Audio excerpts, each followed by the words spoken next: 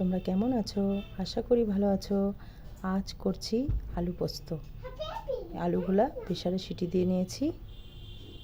তো করার জন্য এই যে ডালের বড়ি নিয়ে নিচ্ছি, আর এই পোস্ত নিচ্ছি, 2টা লঙ্কা নিচ্ছি, গোলমরিচ নিচ্ছি। এটা পোস্তটা এখন বেটে নিচ্ছি। কড়াই তেল দিয়ে দিচ্ছি, বড়িগুলা ভেজে নেব।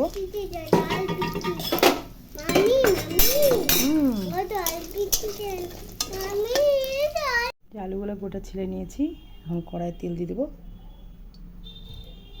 2টা শুকনো লঙ্কা দিয়ে দিলাম, তেজপাতা, একটু জিরা দিয়ে দিলাম, আলুগুলো দিয়ে দেবো, লবণ দিচ্ছি, একটু আদা বাটা দিয়ে দেবো, ধনিয়া গুঁড়া দিয়ে দেবো, একটু জল দিয়ে দেবো। পোস্ত বাটাটা হয়ে গেছে, এখন দিয়ে দেবো পোস্তটা। এটাতে হলুদ হবে না, হলুদ দেবো না। এবার ফুটে আসছে ঝোলটা, বড়িগুলো দিয়ে দেবো।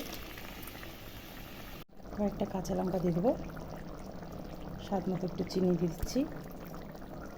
ঢাকনিটা খুলে দিচ্ছি, দেখি আমাদের পোস্ত বাটা আলু পোস্ত হয়ে গেছে বড়ি দিয়ে।